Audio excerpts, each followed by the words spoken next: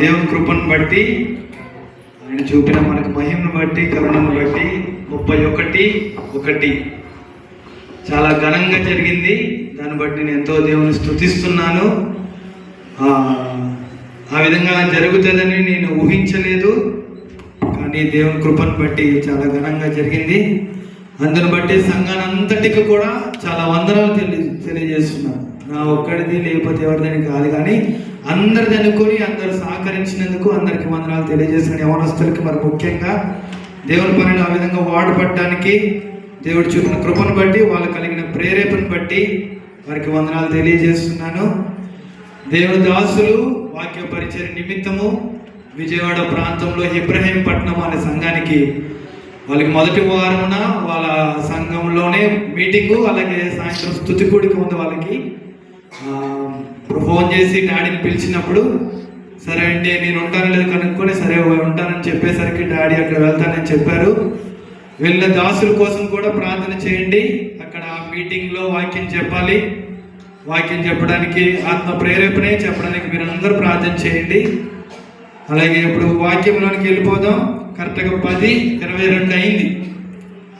నేను 11 గంటలకు ముగించిన పర్వాలేదు అన్న వాళ్ళు చేతులు ఎత్తండి. అయితే మంచిది. మీరు అందరు టిఫిన్ చేసి వచ్చారా లేదా? మీరు అందరు టిఫిన్ చేసి వచ్చారా? నేను టిఫిన్ కూడా చేయలే, కానీ నేను చెప్పడానికి ఆత్మ ప్రేరేపణ కలిగి ఉన్నాను కనుక మీరు అందరూ దేవుని వాక్యం శ్రద్ధగా వినండి. ఎవరికైనా ఆయాసకరంగా ఇబ్బందికరంగా అనిపిస్తే వెంటనే చెప్పండి, ముగిస్తాను. సరేనా? పరిశుద్ధ గ్రంథంలో నుంచి యోనా గ్రంథము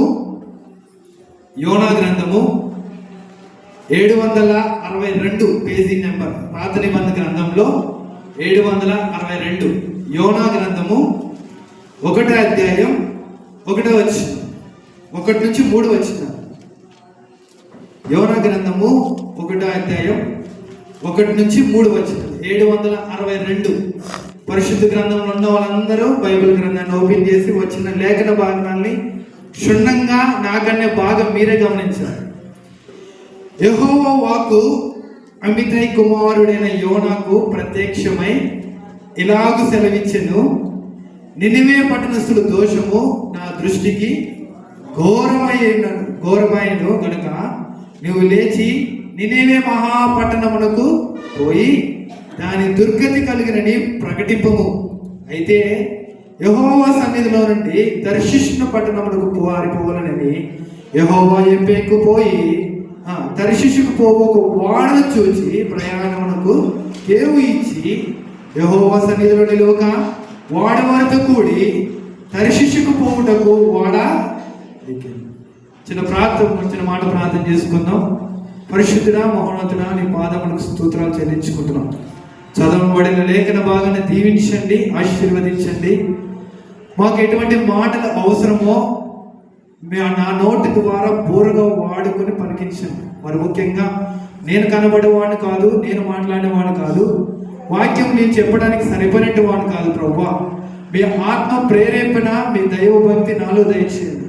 మీ మా ప్రజలకు ఎటువంటి మాటలు అవసరమో నా ద్వారా పలికించమని, చదివిన లేఖన భాగాన్ని దీవించమని మా రక్షకుడు ప్రభువు యేసుక్రీస్తు నామములో అడిగి వేడుకుంటున్నాం తండ్రి, ఆమేన్. నేను నిన్నటి కాలాన మొన్న రోజున వైజాగ్ వెళ్ళి వస్తుండగా ఆదివారం ఉండాలి, వాక్యం చెప్పాలి అన్న ప్రేరేపణ నాలో ఉంది. ఆ భారము నా మీద ఉంది.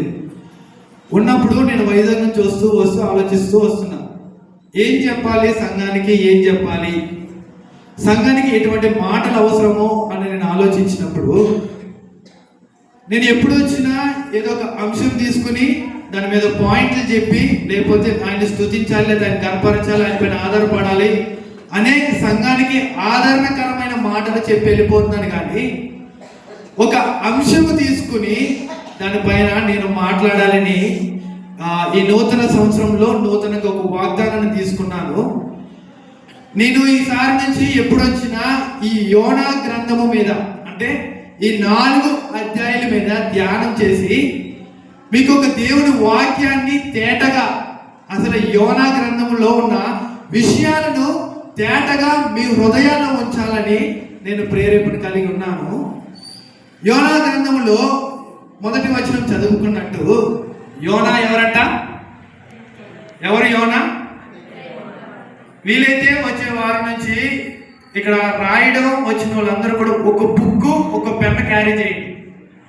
చిన్నప్పుడు ఏబిసిలు అక్కడ రాసి ఇక్కడ రాయమని వారు ఎందుకు చెప్పండి? ఎందుకు చెప్పండి? బోర్డు మీద రాసి చదవమనొచ్చు కదా. మాస్టర్ ఏం చేసేవాడు? బోర్డు మీద రాసి దాన్ని ఎక్కడ రాయమనేవారు? బుక్ మీద రాసి. ఎప్పుడైనా మనం వినిన దాన్ని రాసుకుంటూ వెళ్తే అది మనకి బాగా గుర్తుంటుంది. నేను వాక్యం చెప్పడానికి సరిపోయినటువంటి కాదు, అంత అనుభవం లేదు. కానీ అనుగ్రహించిన ప్రేరేపణ కొద్దీ నాకు తెలిసిన వరకు నేను కొన్ని వాక్యాలు చెప్పాలి. ఆ అధ్యాయం మీద, ఆ యోనా గ్రంథం మీద ధ్యానం చేస్తున్నాను. ఇప్పుడు చెప్పండి, యోనా ఎవరు? ఎవరు? అమితై కుమారుడైన యోనా. ఈ యోనా గ్రంథంలో ఉన్న సన్నివేశన ఎప్పుడు జరిగిందంటే క్రీస్తు పూర్వము 756 సంవత్సరం నుంచి 793 సంవత్సరం వరకు ఈ అన్వేషణ జరిగిందని చారిత్రక గ్రంథాలు తెలియజేస్తుంది. ఎప్పుడంట? క్రీస్తు పూర్వము 756 నుండి 793 వరకు ఈ సన్నివేశనలు, యోనా గ్రంథంలో ఉన్న ఆ సన్నివేశం మొత్తము అప్పుడు జరిగిందని చారిత్రక గ్రంథాలు తెలియజేస్తున్నారు. ఈ యోనా అమితై కుమారుడు. అంత మాత్రమే కాకుండా ఆయన ఒక ప్రవక్త. ఎవరంట యోనా? యోనా ఎవరంట? ప్రవక్త. అంటే దేవుని వాక్యాన్ని ప్రకటించేవాడు, దేవుని సువార్తను ప్రకటించేవాడు. ఎవరు ఇప్పుడు యోనా? ఎవరు యోనా? యోనా ఎవరు? అమితై కుమారుడు. అంత మాత్రమే కాకుండా యోనా ఎవరంట? ఒక ప్రవక్త. ఈ ప్రవక్తకి దేవుడు ఏమని ఆజ్ఞాపిస్తున్నాడు? యెహోవాకు అమితై కుమారుడైన యోనాకు ప్రత్యక్షమై ఇలాగ సెలవిచ్చెను, నినివే పట్టణస్థుల దోషము నా దృష్టికి ఘోరమైన కనుక నీవు లేచి నినివే మహాపట్టణముకు పోయి దానికి దుర్గతి కలిగినని ప్రకటింపుము. ఇంతకుముందు మనం ఉండే కాలంలో మిషనరీలు ఉండేవారు. నా మాట అందరికి అర్థమవుతుందా లాస్ట్ వరకు? ఎవరికి ఇబ్బంది కలేదు కదా? ఓకే. ఇంతకుముందు మిషనరీలు ఉండేవారు. మిషనరీలు ఎవరంటే తెల్ల దొరలు అనేవారు. ఐడియా ఉందా మీకు? తెల్ల దొరలు. ఆ దొరలు ఏం చేసేవారంటే అమెరికా నుంచి, ఆస్ట్రేలియా నుంచి, లేదా కెనడా నుంచి, ఎక్కడి నుంచి అయినా వాళ్ళకి ప్రేరేపణ కొద్దీ ఇండియాకి లేకపోతే ఇతర దేశాలకి వెళ్ళి సువార్త ప్రకటించేవారు. అనేక మంది మిషనరీలు వచ్చి సువార్త ప్రకటించేవారు. అలాగా ఒక మిషనరీ లాగా యెహోవా యోనాకి ఏమిస్తున్నాడు ఆజ్ఞ? ఒక నినేవే పట్టణం అనే మహాపట్టణం ఉంది. ఆ పట్టణంలో పాపము ఎక్కువైపోయింది. ఆ పట్టణంలో దేవుని నమ్ముకున్న వాళ్ళు ఎవరు లేరు. ఆ పట్టణంలో అనేక చెడ్డ క్రియలు ఎక్కువైపోయినాయి. కాబట్టి ఆ పట్టణానికి వెళ్ళి నువ్వేం చేయమంటున్నాడు? యెహోవా ఏమో సెలవిస్తున్నాడు యోనాకి? ఆ పట్టణానికి వెళ్ళి నువ్వు సువార్త. ఆ పట్టణానికి దుర్గతి కలిగింది అంటే ఆ పట్టణం భ్రష్టు పట్టింది. ఆ పట్టణాన్ని నేను నాశనం చేయకపోతున్నాను. కానీ ముందుగా వెళ్ళి ఏం చేయమంటున్నాడు? నినివే పట్టణానికి వెళ్ళి సువార్త. ఇప్పుడు యోనా ఎవరు? ఒక ప్రవక్త. ఆ ప్రవక్తకి ఎవరు వాగ్దానం ఇచ్చాడు? ఎవరు ఆజ్ఞ ఇచ్చారు? ఎవరు? యెహోవా యోనాకు ఏమని ఆజ్ఞాపించాడు? చెప్పండి, ఏమని ఆజ్ఞాపించాడు? నినివే మహాపట్టణంకి వెళ్ళి నువ్వు సువార్త. కానీ అక్కడ ఏం చేస్తున్నాడు? 3వ వచనం చూడండి అక్కడ. అయితే యెహోవా సన్నిధిలో నుండి తర్షీషు పట్టణమునకు పారిపోవాలని యోనా యొప్పేకి పోయి తర్షీషునకు పోవు ఒక ఓడను చూచి ప్రయాణమునకు కేవు ఇచ్చి యెహోవా సన్నిధిలో నిలువక వాడవారితో కూడి తర్షీషును పోవుటకు ఈ తర్షీషు అనే పట్టణం ఇశ్రాయేలు పాలస్తీనా దేశాలలో పట్టణాలలో సముద్రపు ఒడ్డున ఉన్న పట్టణమే ఈ తర్షీషు పట్టణం. ఈ తర్షీషు పట్టణంలో వాడల రేవు అని ఒకటి ఉండేది. అంటే ఇప్పుడు మన మచిలీపట్నం రేవు ఉంది, లేదా కాకినాడ పోర్ట్ ఉంది. కాకినాడ పోర్టుకి ఎలాగైతే అన్ని వాడలు వస్తాయో అలాగే ఇశ్రాయేలు పాలస్తీనా దేశాల్లో ఈ తర్షీషు పట్టణం అనే పట్టణంకి అన్ని వాడలు వస్తాయి. కానీ మీరు మ్యాప్లో గమనిస్తే, డిస్ప్లే లేదు కానీ మ్యాప్లో గమనిస్తే తర్షీషు పట్టణం ఇక్కడ ఉంది, నినివే పట్టణం ఆ గడియారం దగ్గర ఉంది. ఎక్కడుంది? సారీ, తర్షీషు ఈ లోపల, క్షమించండి నేను చాలా తప్పు చెప్పాను. యొప్పే అనే పట్టణంకి, యొప్పే అనే పట్టణంలో ఓడల రేవు ఉంది. ఎక్కడుంది? ఇప్పుడు నేను తప్పు చెప్పినట్టు మీరు తప్పు అర్థం చేసుకోవచ్చమ్మా. ఇశ్రాయేలు పాలస్తీనా దేశాల్లో యొప్పే, ఏంటి పేరు చెప్పండి, దాని పేరు, గ్రామం పేరు, ఆ పట్టణం పేరు యొప్పే. ఆ యొప్పే పట్టణం దగ్గర ఏముంది? వాడల రేవు ఉంది. అంటే ఒక పోర్ట్, ఆ వాడల ఆగు స్థలం ఉంది. అప్పుడు రైలు లేవు, విమానాలు లేవు, ఏమి లేవు. ఎక్కడికి ప్రయాణం చేయాలన్నా వాడలతోనే ప్రయాణం. ఎక్కడుంది వాడల రేవు? ఎక్కడుంది? మీరు కన్ఫ్యూజ్ అవ్వద్దు, అందుకే మళ్ళీ చెప్పేస్తాను. యొప్పే అనే పట్టణంలో ఏముంది? ఇప్పుడు యోనా ఎక్కడికి వచ్చాడు? యొప్పేకి వచ్చాడు. ఎందుకు వచ్చాడు యొప్పేకి? ఆ వాడ ఎక్కడానికి యొప్పేకి వచ్చాడు. దేవుడు యోనాకి ఏమని ఆజ్ఞాపించాడు? నినివే పట్టణానికి వెళ్ళు, అక్కడ సువార్త ప్రకటించు. ఆ పట్టణము దుర్గతి కలిగింది, ఆ మహాపట్నం పాడైపోతుంది, అక్కడికి వెళ్ళి సువార్త ప్రకటించమంటే యోనా యొప్పేకి వచ్చి ఎక్కడికి ఎక్కాడు? తర్షీషునకు. దేవుని ఆజ్ఞకు విరోధి. నేను దీనికి పెట్టే పేరు, ఈ 3 వచనాలకి నేను పెట్టే పేరు ఏంటంటే దేవుని ఆజ్ఞకు అవిధేయత చూపిన యోనా. ఏంటంట? ఎక్కడికి వెళ్ళమన్నాడు దేవుడు? యొప్పేకి వెళ్ళి నువ్వు అసలు మీరు మ్యాప్ లో గమనిస్తే అసలు నినివే పట్టణానికి వెళ్ళాలంటే ఇక్కడ యొప్పేకి రావాల్సిన పని లేదు. అటు నినివే పట్టణం వెనకుంది. ఎక్కడుంది? 2 నదుల మధ్యలో నినివే పట్టణం ఉంది. యూఫ్రటీస్ అనే ఇంకో నది ఉంది. ఆ 2 నదుల మధ్యలో వెనకాల పట్టణానికి వెళ్లకుండా ఇటువైపు పట్టణానికి వెళ్ళడానికి వచ్చాడు. ఇప్పుడు యొప్పేకి వచ్చి యోనా పారిపోవాలని, దేవుని సన్నిధి నుండి పారిపోవాలని చెప్పి ఎక్కడికి వచ్చాడు? యొప్పేకి వచ్చాడు. యొప్పే నుంచి ఎక్కడికి వెళ్తున్నాడు? కానీ యెహోవా వాక్యం ఏం చెప్పింది యోనాకి? ఇప్పుడు క్లారిటీగా చెప్పండి నాకు. యోనాని దేవుడు ఎక్కడికి వెళ్ళమన్నాడు? ఎక్కడికి? నినివే పట్టణానికి. కానీ యోనా ఎక్కడికి బయలుదేరాడు? ఎక్కడికి వచ్చి వాడ ఎక్కాడు? యొప్పే, తర్షీషు, నినివే. ఈ గ్రంథం మొత్తంలో ఈ 3 గ్రామాలే ఉంటాయి, అంటే ఈ ఊరి పేర్లే ఉంటాయి. నినివే, యొప్పే, తర్షీషు. ఇప్పుడు ఎవరైనా యోనా గ్రంథంలో ఏమేమి ఊర్లు ఉంటాయి బాబు అంటే ఏం చెప్తారు మీరు? చెప్పండి. నినివే, తర్షీషు, యొప్పే. ఇప్పుడు యోనా గ్రంథం వచ్చిన గ్రిప్ వచ్చిందా మీకు? ఎవరైనా అడిగితే చెప్తారా? మాకు యోనా గ్రంథం అంటే ఎక్కడ ఉండదని అడిచి అడగండి సార్. ఎవరైనా యోనా గ్రంథంలో మీకు ఏం తెలుసు అంటే 3 గ్రామాలు ఉంటాయి బాబు, నాకు అంతవరకు తెలుసు అని చెప్పండి. మిగతా తర్వాత నేను చెప్తా. ఏం తెలుసు? ఎన్ని గ్రామాలు అయ్యి? ఏమేమి గ్రామాలు? నినివే, యొప్పే, తర్షీషు. ఇప్పుడు యెహోవా యోనాకి ఏమని ఆజ్ఞ ఇచ్చాడు? నినివేకి వెళ్ళి సువార్త ప్రకటించమని ఆజ్ఞ ఇస్తే, కానీ యోనా ఏం చేశాడు? పారిపోయాడు. దేవుని మాటకు అవిధేయత చూపిన. ఇప్పుడు ఈ 3 వచనాలకు నేను పెట్టే పేరేంటి చెప్పండి? దేవుని మాటకు అవిధేయత. నీకు అర్థమవుతుందా లేదండి? ముగించమని చెప్తాను. నేను ఇంతలా గట్టి కలిసి ఉపయోగం లేదు. నేను ఇంత కష్టపడి నైట్ 12 గంటలకు ధ్యానం చేసి అసలు ఉపయోగం లేదు. వాక్యాన్ని అర్థం చేసుకోవటం మనకే మంచిది, ఎవరికో కాదు, మనకే మంచిది. వాక్యంలో బలపడటం మనకే మంచిది. నా వల్ల ఇతరులు బాగుపడతారని కాదు, వాక్యాన్ని హృదయంలో ఉంచుకోవడం మనకే మంచిది. ఇప్పుడు ఏంటంట? యోనా దేవుని మాటను తిరస్కరించాడా లేదా?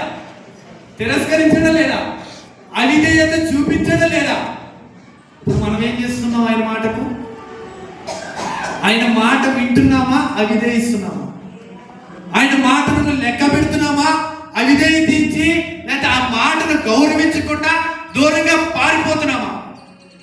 ఆయన మాటలో నిలకడగా ఉండి ఆయన ఇచ్చిన ఆజ్ఞలు, ఆయన ఇచ్చిన వాగ్దానాలు, ఆయన ఇచ్చిన లేఖన భాగనాలు మనం అనుసరిస్తున్నామా దూరంగా? ఇప్పుడు గమనించండి, ఇప్పుడు ఎక్కడున్నాం మనం ఎక్కడున్నాం? యొప్పేలో ఉన్నాం. యెహోవా వాక్కు మనల్ని ఏమని ప్రకటిస్తుందో అది చేయకుండా నినవేకి వెళ్తున్నామా? తర్షీషుకు పారిపోతే ఏమైనట్టు? ఆయన మాటకు అవిధేయత, ఆయన ఆజ్ఞకు అవిధేయత, ఆయన మాట లెక్క చేయలేనట్టు, ఆయన మాటను అంగీకరిస్తలేనట్టు, ఆయన మాటను స్వీకరిస్తు. ఈ యొక్క 3 వచనాలకి నేను పెట్టే పేరేంటి? ఆయన మాటకు అవిధేయత, ఆయన మాట వినకపోవుట. కొన్ని మీకు అర్థమయ్యే భాషలో ఏంటి?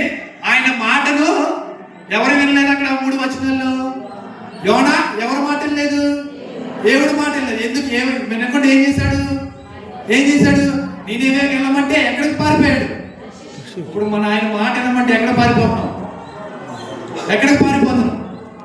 నేను హెచ్చరించాలి, లేకపోతే మిమ్మల్ని గద్దించాలని చెప్పట్లేదు.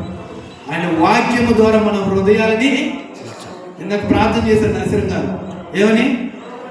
నీ మాట ద్వారా మా హృదయాలను సరిచేయ ప్రభువా. ఆయన మాట ద్వారా మీ వాక్యము మీకెంతో నాకంతే. వాక్యము నాకేం ఎక్కువ కాదు, మీకేం తక్కువ కాదు. వాక్యాల ద్వారా ఏం చేసుకోవాలి? హృదయాన్ని.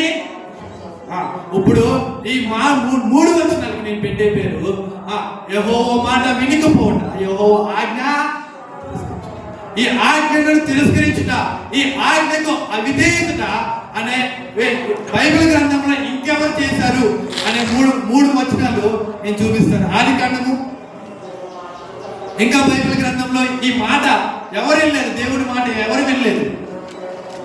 ఆదికాండము 3వ అధ్యాయం 1 నుండి 6 వచనాలు. ఎవరైనా సహాయకరంగా తీస్తే చదివి వినిపించండి తేటగా. ఆదికాండము 3వ అధ్యాయం 1 నుంచి 6 వచనాలు. దేవుడైన యెహోవా చేసిన సమస్త భూజంతువులలో సర్పము యుక్తి గలదై ఉండెను. చదవండి. అది ఆ స్త్రీతో, ఇది నిజమా? ఈ తోట చెట్లలో దేని ఫలములైన మీరు తినకూడదని దేవుడు చెప్పినా అని అడిగాను. అందుకు స్త్రీ, ఆ తోట చెట్ల ఫలములను తినవచ్చును.